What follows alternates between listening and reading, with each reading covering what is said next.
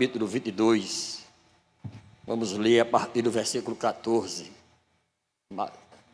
Perdão, Lucas. Não é Mateus, é Lucas, capítulo 22, a partir do versículo 14.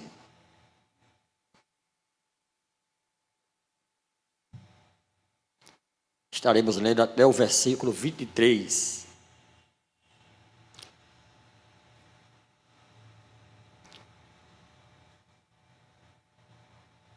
Até o versículo 23.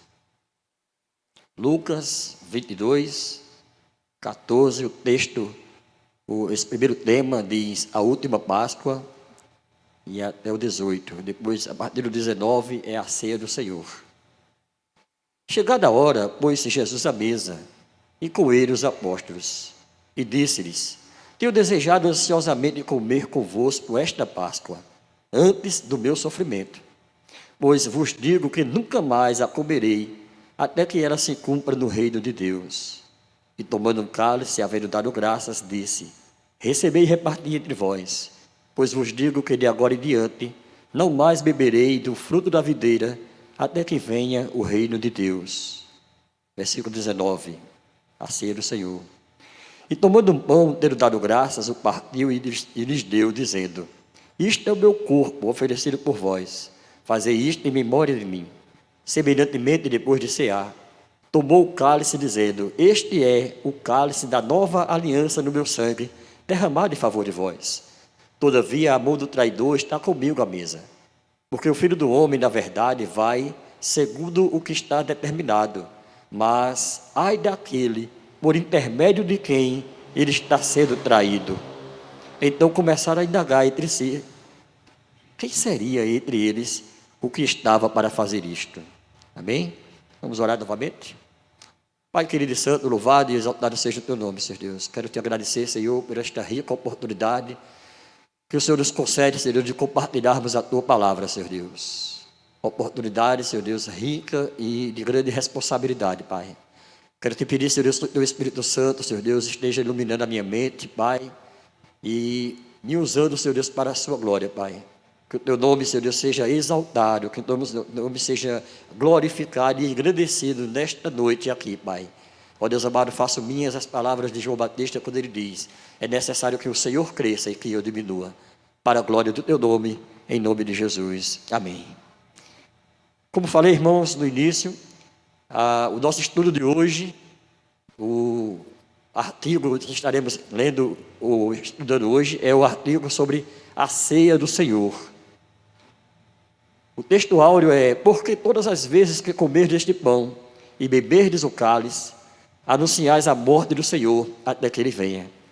E o objetivo da lição é aprender sobre o relacionamento entre a Páscoa e a ceia do Senhor e esclarecer o verdadeiro significado e valor dessa ordenança e dos elementos que a compõem.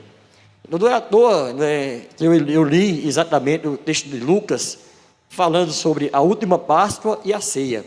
Lucas, dos 4 evangelhos, é o único que fala sobre a última Páscoa. E depois ele fala da ceia. Os outros evangelhos só tratam da ceia. E eu acho interessante porque parece, ou eu faço até uma pergunta, né? Os irmãos acham que isso foi uma coincidência? Será que foi uma coincidência Jesus Cristo ter exatamente morrido ou entregue a sua vida justamente no período da Páscoa? Não, não foi coincidência, foi providência. E o texto diz que ele diz que estava ansioso por esta hora. Faz muito tempo que eu estou ansioso por esse momento. Por quê? Porque era a última Páscoa. Aí me veio uma pergunta: por que é a última Páscoa? Porque depois daqui ele iria ser crucificado, ia embora, Não, não é por causa disso. A última Páscoa é porque a Páscoa é a primeira aliança. Por isso ele fala que é a última Páscoa, porque a partir de agora ele vai instituir uma nova aliança, que é a ceia do Senhor. Então a primeira aliança, que é a Páscoa, ela trata de uma libertação, ela trata de um livramento, ela trata de do sacrifício do cordeiro que trouxe liberdade para o povo de Israel, né? O cordeiro físico, exatamente o cordeiro, o animal mesmo. Mas a segunda aliança trata do cordeiro de Deus que tira o pecado do mundo. Então a primeira aliança trata da libertação física e a segunda aliança trata da libertação espiritual. Então não é à toa que Cristo institui a Santa Ceia exatamente no período da Páscoa. Não é à toa que Cristo se entrega para ser crucificado e para morrer em lugar do povo exatamente no dia da Páscoa. Então nós vamos estar fazendo uma correlação, né, entre a Páscoa e a Santa Ceia. E nós vamos começar vendo um pouco sobre a Páscoa. O que é a Páscoa? O que significa a Páscoa? Sobre a ceia, na ceia do Senhor, como já foi instituída por nosso Senhor Jesus Cristo, o pão e o vinho representam vivamente ao coração do crente o corpo que foi morto e o sangue que foi derramado no Calvário. E participar do pão e do vinho representa o fato de que a alma recebeu o seu Salvador. O crente faz isso em memória do Senhor, mas é da sua obrigação examinar-se primeiro, fielmente,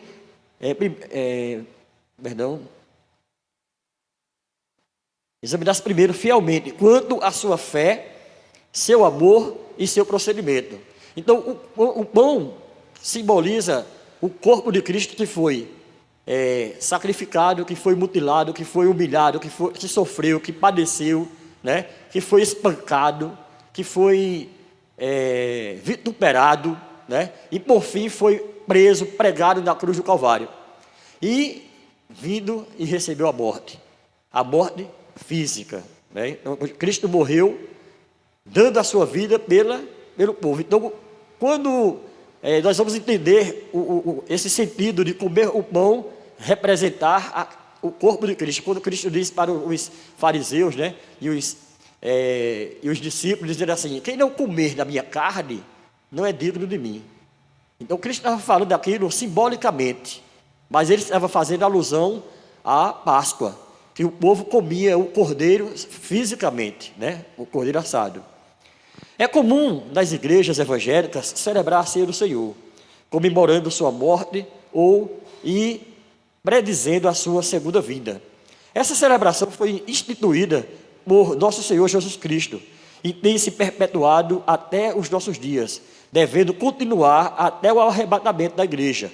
É uma maneira simples e objetiva de compreender sua encarnação e redenção pelos elementos representativos, o pão e o cálice, como memorial, é sinal visível de uma graça invisível.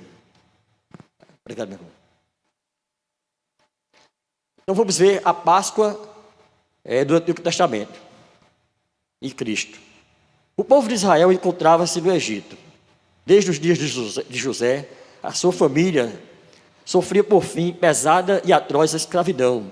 Seu clamor subiu aos céus, e Deus, fiel no seu conserto e por amor do seu nome, libertou o povo. As pragas contra os deuses egípcios foram como preparação que muito abalou a credulidade, o orgulho e o poder de Faraó reinante e do seu povo. Há uma belíssima analogia entre a Páscoa e Cristo. A Páscoa é tipo de Cristo, nosso Redentor. Então, tudo começou quando José do Egito começou a ter sonhos sobre o futuro. E José teve alguns sonhos que irritaram os seus irmãos. Deixaram os seus irmãos com ódio dele. E um dos sonhos irritou os seus irmãos e trouxe admiração ao pai dele, né? A Abraão, ou melhor, a Jacó, né? Israel. E quando ele tem um sonho, ele conta que as estrelas, 12 estrelas, né, se curvavam diante dele, o sol e a lua se curvavam diante dele. Aí Jacó pergunta para ele: José era o filho mais novo, né? Então não tinha como ele reinar sobre os seus irmãos. da hierarquia judaica, de maneira nenhuma ele poderia reinar. Mas esse sonho estava vindo. E aí os irmãos deles se queixam, dizem: agora tu vai reinar sobre a gente, agora tu vai mandar na gente, você já não basta você ser o predileto do nosso pai, agora quer também dizer que vai reinar sobre a gente. E o pai dele repreende a ele, dizendo: meu filho, será que eu, sua mãe e seus filhos vamos nos curvar diante de você? Mas era um sonho que José estava tendo. E os seus irmãos, por causa desses sonhos que ele tinha, começaram a odiá-lo ainda mais, né? E venderam José, tentaram matar, né?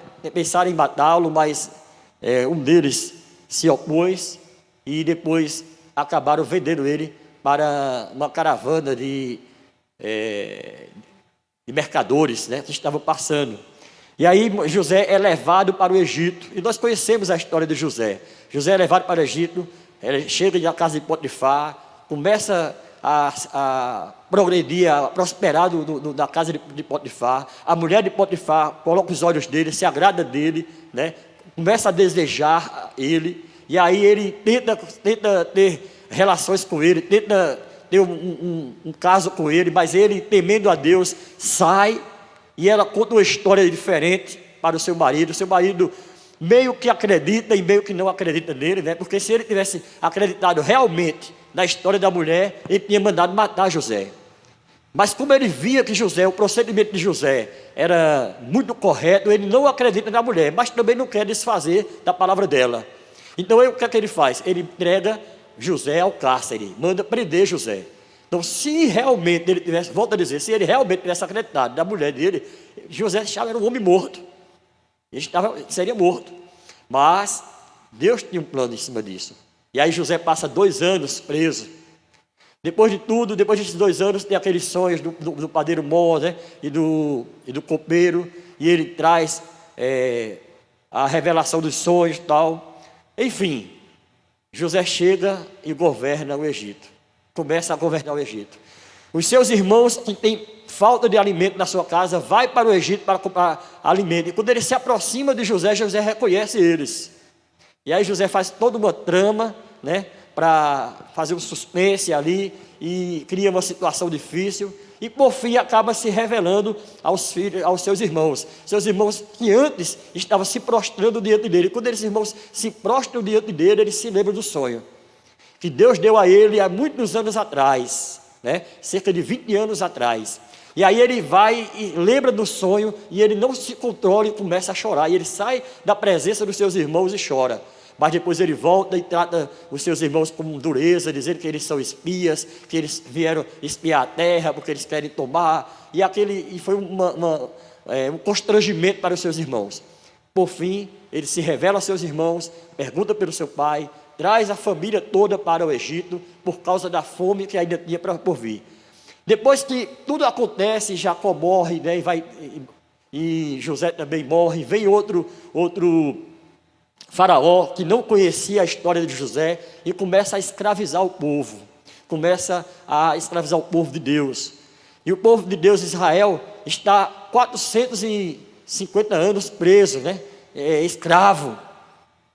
E aí Deus levanta um libertador, que é Moisés.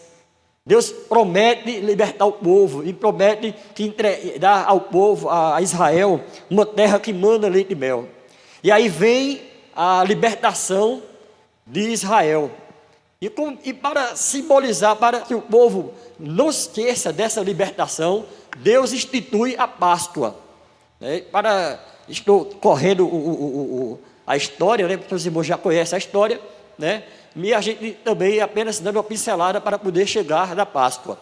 Depois das 9 pragas, vem a última praga. E qual é a última praga? A última praga é que o anjo da morte iria passar e todos os primogênitos seriam mortos. Todos os primogênitos de animais, e de gado, ou de humanos, todos seriam mortos. A não ser que eles pegassem o sangue do cordeiro, que eles iriam matar, que eles iriam imolar, sacrificar, e pegasse o sangue do cordeiro e passasse dos umbrais das suas portas. Esse cordeiro representa Cristo, libertador do povo. O sangue do Cordeiro representa o sangue de Cristo derramado na cruz do Calvário.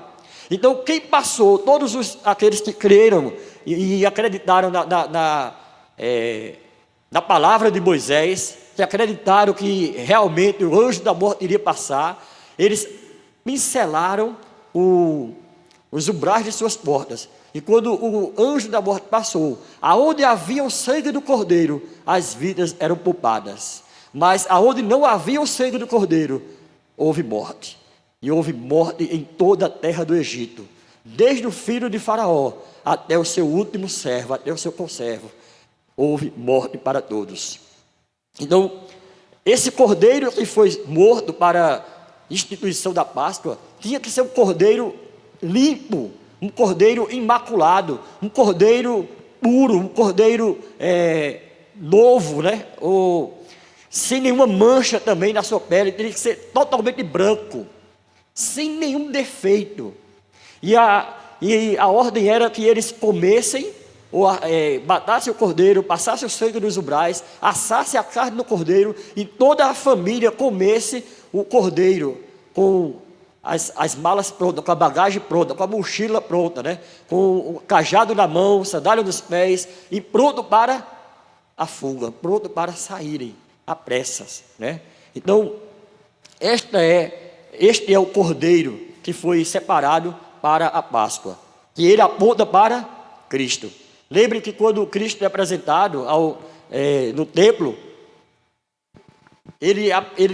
o sacerdote levanta Cristo das mãos e diz assim: eis o Cordeiro de Deus que tira o pecado do mundo. Então Jesus Cristo, ele é o Cordeiro de Deus, o Cordeiro imaculado, o Cordeiro sem pecado, o Cordeiro sem mancha, o Cordeiro puro, o Cordeiro santo, que vai ser morto para libertar o povo da escravidão do pecado. Então vamos falar mais um pouco sobre o Cordeiro. O Cordeiro era sem mácula, separado e sacrificado à tarde. Antes da sua encarnação, Jesus já estava reservado por Deus, o Pai, para a grande obra de redenção. Ele foi morto antes da fundação do mundo. Apocalipse 13:8. Pré-reconhecido, pré-ordenado para a manifestação nestes últimos dias. Jesus Cristo, o Cordeiro de Deus, é a nossa justiça e é a nossa paz. Então vejam que o autor aqui está fazendo a correlação entre o Cordeiro da Páscoa e Cristo, que é o Cordeiro de Deus. O sangue do Cordeiro era necessário para a remissão dos pecados. Não podemos nos conformar com uma salvação sem derramamento de sangue. Isso cheira mal a modernismo, né? E a heresia. Ou seja, a Bíblia diz que sem derramamento de sangue, sem o sangue ser aspergido no altar, sem o derramamento do sangue, não há remissão de pecado, não há perdão para o pecado. E eu quero fazer um contraponto aqui, uma observação. Então veja só, existiam sacrifícios para o povo de Israel antes de Cristo, né? Então, antes de Cristo, quando o povo pecava, ele ia até o sacerdote, contava o seu pecado, né? Se confessava ao sacerdote, e o sacerdote, dependendo do pecado do povo, ele mandaria que esse homem, essa pessoa fizesse o sacrifício, trouxesse o animal para o sacrifício, para perdão do seu pecado. E que animal seria esse? Dependendo do pecado, poderia ser uma pomba, poderia ser uma rola, poderia ser um cabrito, poderia ser um bezerro, né? Poderia ser um garrote, algum animal para perdão do seu pecado. Mas para o perdão do pecado do povo, de todo Israel, uma vez por ano, era feito o sacrifício do Cordeiro. E era justamente na Páscoa que era celebrado, que era feito esse sacrifício. E aí o sacerdote pegava o cordeiro, imolava, derramava o seu sangue sobre o altar para a remissão do pecado do povo, para que o povo todo fosse perdoado por Deus. Então, o sangue do cordeiro era necessário para que houvesse remissão dos pecados. O sangue aspergido nos umbrais e nas vergas das portas era um sinal da máxima significação por seu valor simbólico e sua proteção. Então, quando o povo de Israel, na instituição da Páscoa, sacrifica o cordeiro, pega com o pincel e pinta, né? E asperge esse sangue nos umbrais das suas portas, eles estão declarando que creem em Deus, que creem na promessa de Deus, que creem no sacrifício de Deus, né? Através do cordeiro, e assim eles são livres da morte. O cordeiro pascual apresenta-nos dois aspectos importantes: paz e união. A provisão foi feita por Deus e não depende de méritos ou de obras humanas. Então, na Páscoa, houve um sacrifício, né, os homens, cada um. Interessante é que Moisés fala para eles assim: olha, se a família for pequena e não der para comer o cordeiro sozinho, porque vocês têm que comer o cordeiro todo, não pode sobrar nada, tem que comer tudo. Mas se a família for pequena, então junte-se com a família do lado, né? Junte com outras famílias, de maneira que todos possam comer toda a carne do cordeiro e não sobrar nada, de maneira que ele fosse totalmente comido, né, pelo povo. E isso, volto a falar, como eu disse no início, simboliza o pão, né? Quando Cristo diz assim: se vocês não comerem da minha carne, vocês não são participantes de mim. Justamente fazendo alusão ao cordeiro que foi morto lá na Páscoa, né, na instituição da Páscoa, e que o povo comeu a carne do cordeiro. O sangue: vendo eu o sangue, passarei por vós. Seriam poupados do juízo os que crescem em um substituto. Nenhuma condenação há para os que estão em Cristo Jesus. Os crentes estão livres do juízo. O cordeiro pascual apresenta-nos dois aspectos importantes: paz e união, como eu li há pouco. A provisão foi feita por Deus e não depende de méritos ou de obras humanas. É somente aceitar, sem duvidar. E nós lemos aqui o Isaías 53, que fala sobre o sacrifício de Jesus. Então vejam só, o sangue do cordeiro, lá na Páscoa, traz libertação ao povo, traz libertação da morte, né? Porque o anjo da morte ia passar, e aqueles que estavam com as suas casas, com os umbrais das suas casas, com o sangue do cordeiro, trouxe a libertação, trouxe o livramento da morte. E aí Cristo vem e derrama o seu sangue, da mesma forma que o cordeiro lá na Páscoa derramou, teve o seu sangue imolado. Cristo agora tem o seu sangue derramado na cruz do Calvário, para a remissão do povo, para que o povo tenha liberdade, para que o povo seja livre da morte, mas não da morte física. Então a primeira morte, a primeira vez o povo é livrado da morte física, né? Como morreram os primogênitos, e aqueles que não pincelaram, não acreditaram, não creram nessa palavra, não colocaram o sangue do cordeiro nos seus umbrais, houve a morte física para os primogênitos. Mas agora vem uma outra questão, né? Como Cristo traz a libertação da morte, não é da morte física. A Bíblia diz que ele morreu a nossa morte para que a gente viva a sua vida. Mas todo mundo continua morrendo, né? Todo mundo morre, crente e não crente, continua morrendo. Mas como é que Cristo morreu a nossa morte? É porque Cristo morreu não a nossa morte física, mas ele morreu a nossa morte espiritual. Cristo morreu a nossa morte espiritual, a morte que nos leva para o inferno, que depois vai para o lago de fogo, que a Bíblia diz que é a segunda morte. Foi essa morte que Cristo morreu na cruz do Calvário, não a morte física, porque a morte física foi representada pelo Cordeiro na Páscoa. Amém? Então Cristo morreu a nossa morte para que a gente tenha a sua vida. Então hoje nós dizemos que temos vida eterna, ou não? Não é assim? Por quê? Por causa da morte de Cristo. E assim como Cristo ressuscitou, um dia ressuscitaremos para reinarmos eternamente com Ele, para vivermos e morarmos eternamente com Ele. Terceiro elemento, a carne. A carne seria assada no fogo e comida com pães ázimos, ervas amargas. Jesus teria de passar pelo fogo da divina ira do juízo de Deus. A vida de Cristo ao mundo, sem que sua carne passasse pelo fogo divino, não nos beneficiaria. Protegidos pelo sangue, agora nos alimentamos da Páscoa do Cordeiro, salvos e em comunhão. A minha carne é verdadeira comida e o meu sangue verdadeira bebida, disse ele, lá em João 6,55. Então, aí apresenta agora um novo elemento, né? Vem a carne e o pão asmo, ou o pão sem fermento, né? Aí vamos falar sobre o pão sem fermento, no caso, o pão asmos. Pães asmos, ou ázimo, significa pães sem fermento. O fermento referido tanto no Antigo Testamento como no Novo Testamento é emblema de impureza e do mal. A vida que os salva deve levar de separação do mal e de toda a aparência desse, né, de toda a aparência do mal.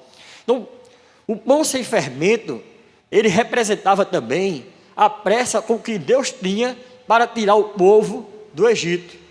Então, quais eram os elementos da Páscoa, quando eles celebravam a Páscoa?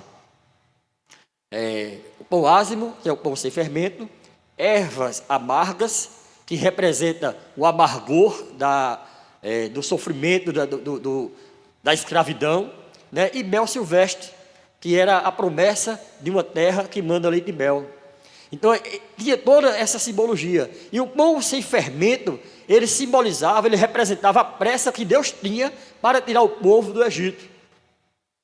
Por que o pão sem fermento? Porque o pão sem fermento, quando se coloca o fermento no pão, tem que se esperar, por exemplo, eu trabalhei na padaria, né? E coordenei a padaria da prefeitura, e eu comecei a ver isso, comecei a prestar atenção nisso. As padarias que não têm a estufa, eles preparam o pão e botam o pão para descansar por causa do fermento, para poder o fermento inchar o pão, né, levedar. Eles colocam o pão em um local para descansar, e esse pão tem que descansar por no mínimo 4 horas para fermentar. Aí, como hoje tem as estufas, eles adiantaram isso em 40 minutos, né? Agora só leva 40 minutos para levedar o pão e depois eles assarem. Mas antigamente não tinha isso. E aí se fazia o pão, e aí esperaria muito tempo, né, para que o pão fosse assado. Mas, como disse, Deus tinha pressa para tirar o povo. Então ele diz: faça o pão sem fermento. Porque depois que é feito o pão, não precisa esperar. Se está sem fermento, assim que termina, já joga no fogo. E isso era uma simbologia. Simbolicamente, Deus estava mostrando que ele tinha pressa para tirar o povo do Egito. Por isso ele disse que os homens deveriam comer a carne, deveriam comer o cordeiro, deveriam comer o pão sem fermento, com os lomos cingidos, com o cajado na mão, preparados para a fuga. E aí ele fala também aqui das ervas amargas. As ervas amargas significam os sofrimentos de Cristo por nós. Lendo os Salmos 6, né, tal, e o Isaías 53, nós vemos isso. Ter-se há melhor conhecimento e compreensão da erva amarga, né? A gente vendo o sacrifício, o sofrimento de Cristo. Então, quando na Páscoa Israel, os judeus, comem a erva amarga, eles sentem o amargor, isso representa sofrimento para eles. E aí depois eles comem o mel silvestre, né, para aliviar esse. Aqui não fala sobre isso, né? Eu estou incluindo aqui porque tem na história, mas nessa lição ele não falou sobre o mel silvestre.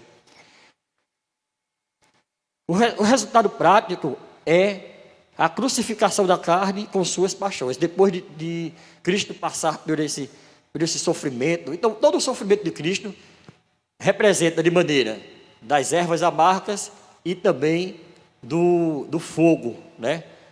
E para que Cristo, era como se Cristo estivesse queimando a sua carne, o fogo divino estivesse assando, né, o corpo de Cristo, né? Uma simbologia, por isso ele assa o cordeiro, certo?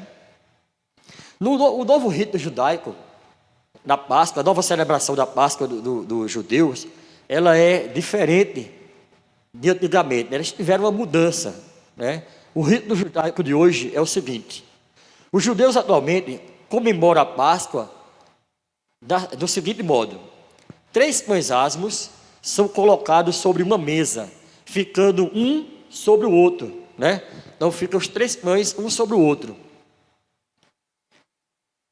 separados por um guardanapo. O chefe da família, que preside a cerimônia, toma o pão que fica no centro e parte em 2. Então ele pega aquele pão do meio e parte em 2, ocultando a metade dele debaixo do travesseiro do divã.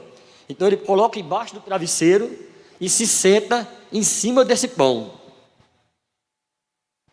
Claro que ele enrolado, né, em guardanapo, onde ele se encontra reclinado para fazer a refeição, onde ele se encontra sentado. Esta posição simboliza a liberdade da escravidão do Egito.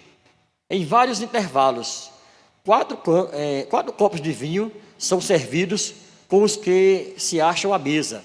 Ao tomar o 3º copo, o pai dá do pão que se encontra sobre o travesseiro, dividido entre as pessoas da família. Então ele pega aquele pão que está embaixo do travesseiro, que está amassado, que está triturado, que está quebrado, né, representando o sacrifício de Jesus, e eles fazem isso inconscientemente, porque eles ainda esperam a vida de Cristo, mas inconscientemente eles fazem isto, né?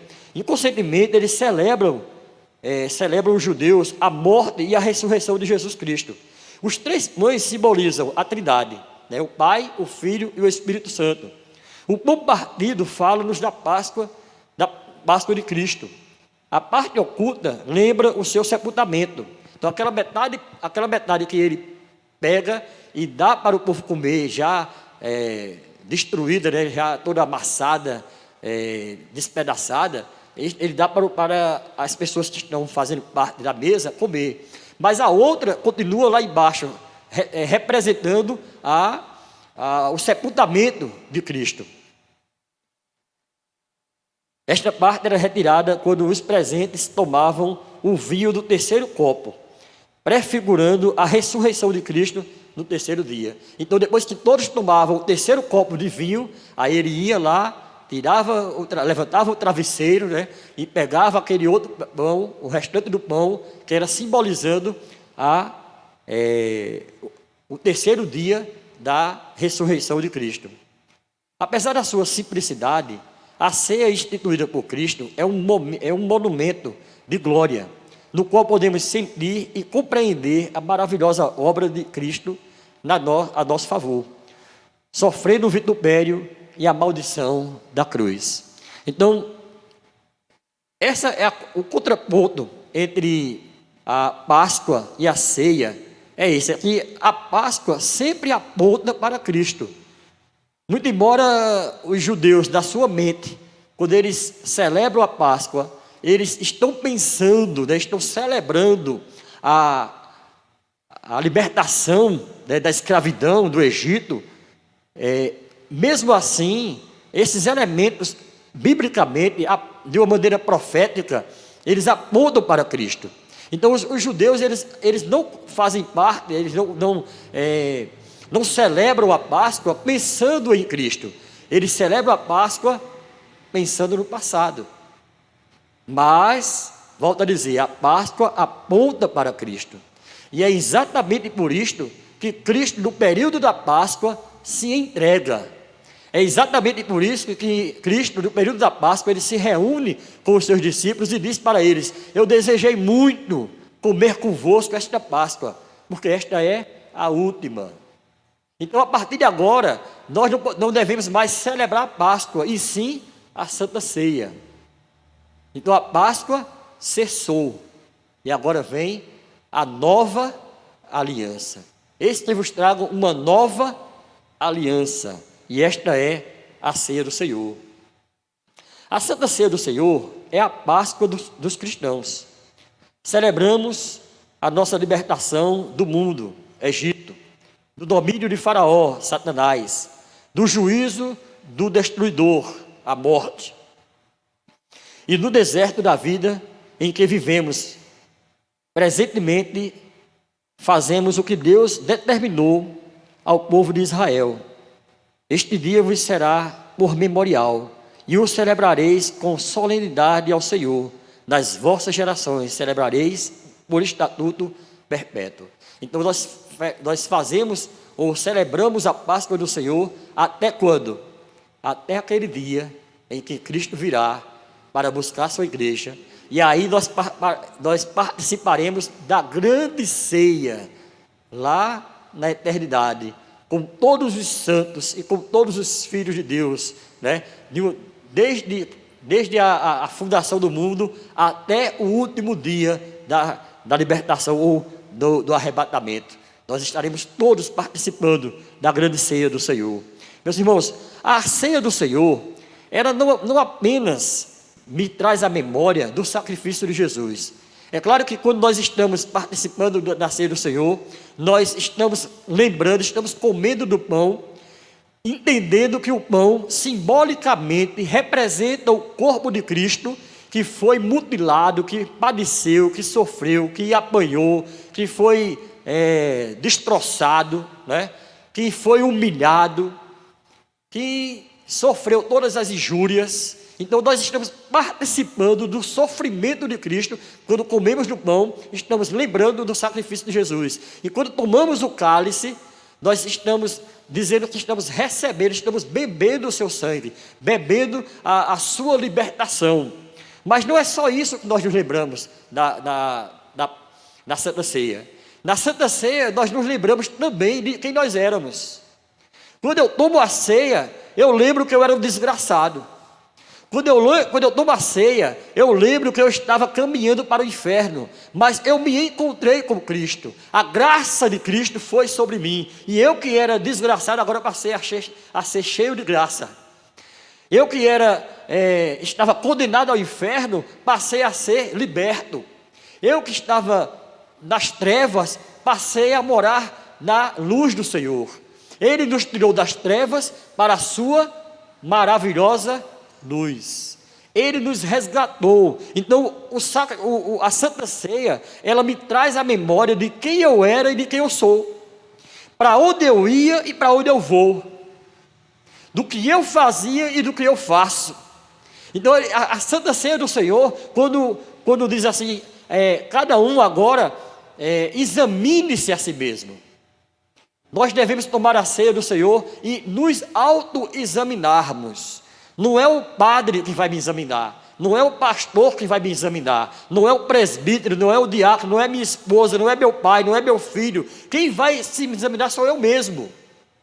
Porque o exame do outro sobre mim, ele é rasteiro, né? Os irmãos podem olhar para mim, né, que estou aqui à frente pregando, né, quem sabe dizendo assim, puxa vida, esse irmão é uma bênção tal, mas quem sabe se eu sou realmente o que sou eu mesmo e Cristo. Porque os irmãos me conhecem aqui na igreja, aí a minha esposa já me conhece um pouco mais em casa, né, como eu me comporto com ela, como eu ando com ela, como eu trato ela.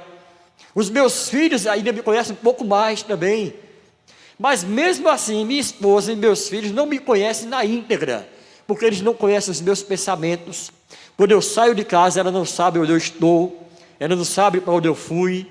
Então, quando eu estou tomando a ceia do Senhor, eu devo fazer uma retrospectiva, uma retrospecção da minha vida, de como está a minha vida diante de Deus. Porque o meu problema não é com minha esposa, o meu problema não é com a igreja, o meu problema não é com as pessoas que estão olhando para mim. O meu problema é com o Pai que está lá nos céus. E Ele está vendo está me vendo o tempo todo. Então eu posso ocultar os meus pecados da igreja. Eu posso ocultar os meus pecados da esposa, dos filhos, das pessoas. Mas eu não me oculto diante de Deus.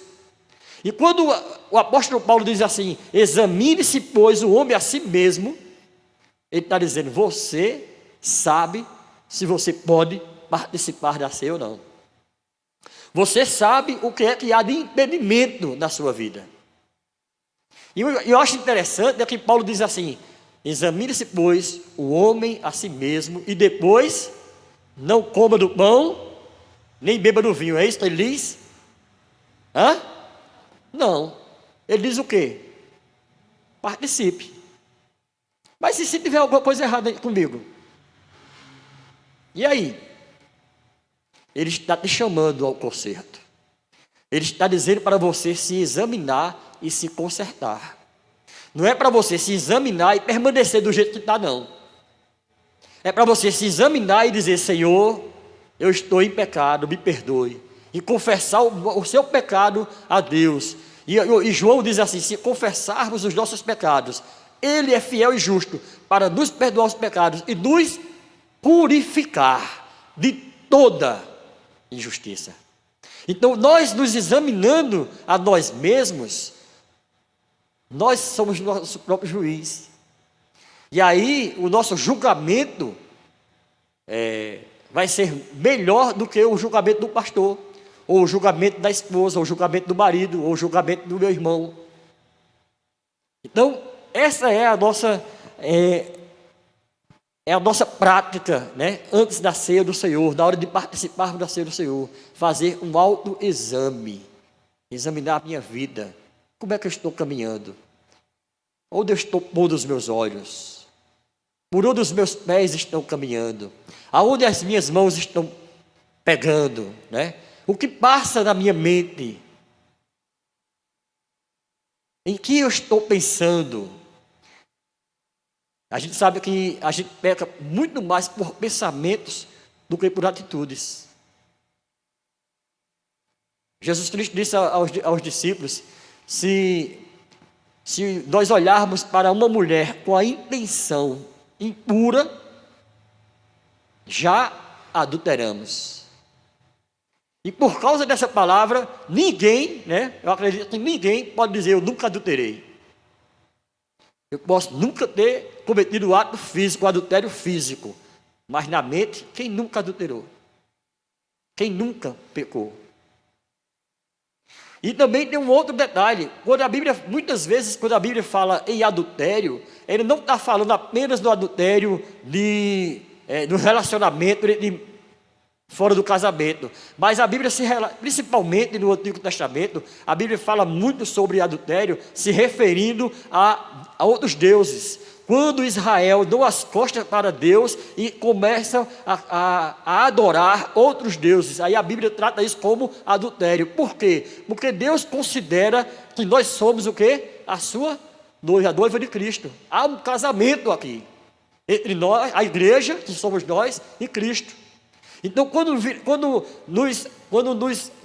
nós damos as costas para Cristo e cometemos pecado, e louvamos, né, vamos dizer assim, a um outro Deus, ou nos prostramos de um outro Deus, seja de que forma for, nós estamos cometendo adultério espiritual. Então, dito isto, essa é a prática, a nossa prática para participarmos da ceia do Senhor. E Paulo vai além, que aquele que come sem discernir o corpo, aquele que come sem fazer uma retrospectiva, uma retrospecção dos seus atos, sem fazer um autoexame, ele come e bebe juízo para si. E aí ele diz: é por isso que há muitos entre vós doentes, né, e não poucos que dormem ou que já morreram por causa disso, porque não discerniram o corpo de Cristo. Come e bebe participando do corpo em pecado. Está em pecado, participando do sacrifício de Cristo, dizendo que está apto para participar. Tenha cuidado, meu irmão. Tenha cuidado. Mesmo sendo uma simbologia, um sacramento simbólico, ele é muito sério. Ele é muito sério para as nossas vidas.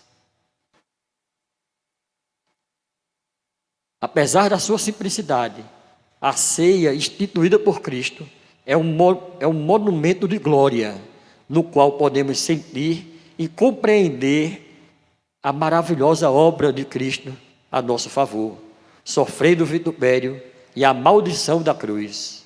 Cristo a instituiu como marco de separação entre o santo e o profano. E nós a celebramos com toda reverência, sentindo de perto, em seu simbolismo, o imenso amor de Jesus e sua paixão redentora por nossas pobres e culpadas almas. Então, como eu falei há pouco, quando nós participamos da ceia, nós trazemos a memória do sacrifício de Jesus. Tudo que Cristo fez na cruz do Calvário foi por amor a nós. Foi porque Ele nos amou. E Ele obedeceu a ordem de Deus, a determinação de Deus. Veja que Cristo, quando está antes de padecer, antes de Cristo ser entregue aos homens, Ele vai para o Getsêmani e Ele vai orar. E quando Ele começa a orar, Ele começa a fazer, é como se Ele estivesse lembrando ou vivendo antecipadamente o que iria acontecer. E a sua alma se angustia, porque ele sabe que o sofrimento que ele vai passar é muito grande.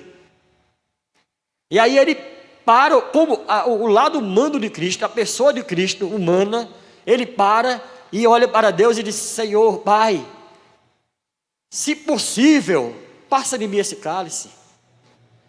Eu interpreto da seguinte forma: é como se Cristo ali naquela hora dissesse assim: Pai, não tem outro jeito não. Não tem outra forma de a gente fazer não. Não tem outra forma de a gente redimir o povo não. Não há outra maneira não. Porque Cristo sentiu o peso do seu sacrifício. Ele sentiu o peso do seu sofrimento. E naquela hora a humanidade de Cristo quis bater pino, né? Como a gente chama aqui no Nordeste. Quis bater pino. Porque ele sabia que o sofrimento ia ser grande. Mas aí ele se rende à vontade de Deus e ele diz: seja feita a tua vontade e não a minha. Se ele está dizendo seja feita a tua vontade e não a minha, é porque a dele naquela hora ali não era a mesma de Deus. A vontade dele ali naquela hora era correr, né? Porque se fosse a mesma vontade de Deus, ele diria: seja feita a minha vontade assim como a tua. Mas ele diz ao contrário: seja feita a tua e não a minha. Então por isso que eu entendo que naquela hora ali a humanidade de Cristo estava falando no seu corpo e ele estava querendo uma outra maneira de passar por aquilo ali. Mas ele precisava passar por ali. Aliás, ele não, nós precisávamos que ele passasse por isso. Porque se ele não tivesse morrido na cruz do Calvário, nós não estaríamos aqui. Se ele não tivesse derramado o seu sangue, nós não estaríamos aqui. E mais, se ele não tivesse ressuscitado, a mensagem do Evangelho não teria valor. Mas ele ressuscitou no terceiro dia. E nós fazemos essa lembrança, nós também trazemos essa lembrança quando celebramos a Páscoa do Senhor. Em celebrá-la, não só obedecemos a ordem divina, fazer isto em memória de mim, como também fazemos celebração de fé no Cristo vivo, que está à destra de Deus e que há de voltar. É ainda mais um ato santo em que reconhecemos a sua presença, em espírito e em verdade, para conferir as suas bênçãos aos que se aproximam da mesa com um propósito sincero de renovação da vida espiritual. Irmãos, participar da Santa Ceia do Senhor não vai me trazer santidade, mas eu devo participar porque estou procurando a santificação, estou buscando a santificação. Se eu participo em pecado, eu estou pecando de novo. E aí eu volto ao que Paulo diz: examine-se, pois, o homem a si mesmo. Então o ato existem pessoas e existem igrejas que pregam que quando você come o pão e toma o cálice, você é curado de suas doenças, de suas enfermidades. Não é verdade. Não é verdade. A Santa Ceia é um ato simbólico da libertação de Cristo para as nossas vidas. Não há promessa de cura aí. Não há promessa de ressurreição aí. Não há nenhuma promessa que traga benefício para mim, não. É apenas um ato simbólico de reconhecimento do sacrifício que Cristo fez por nossas vidas. Isso é um sacramento.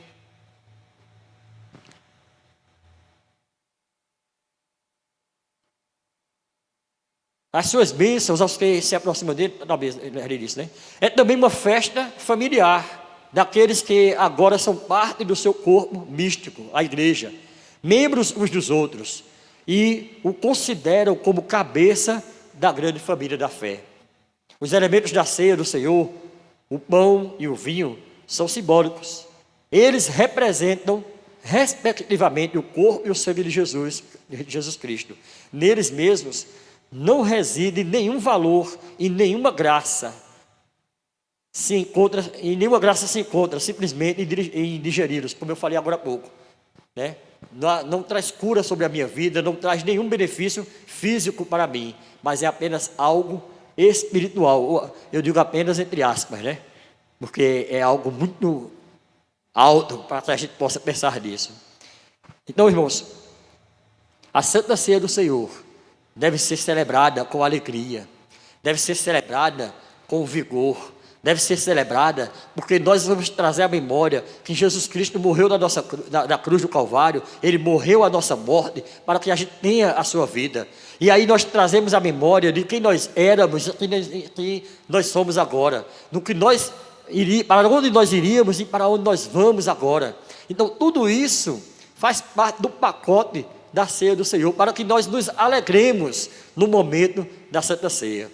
E existe uma outra questão, é que os elementos da ceia do Senhor, o pão e o cálice, eles não existe a transubstanciação, né? Existem doutrinas que falam que existe a transubstanciação, ou seja, o pão, na hora da ceia, passa a ser de fato o corpo de Cristo, a carne de Cristo, e o cálice passa a ser o sangue de Cristo de verdade.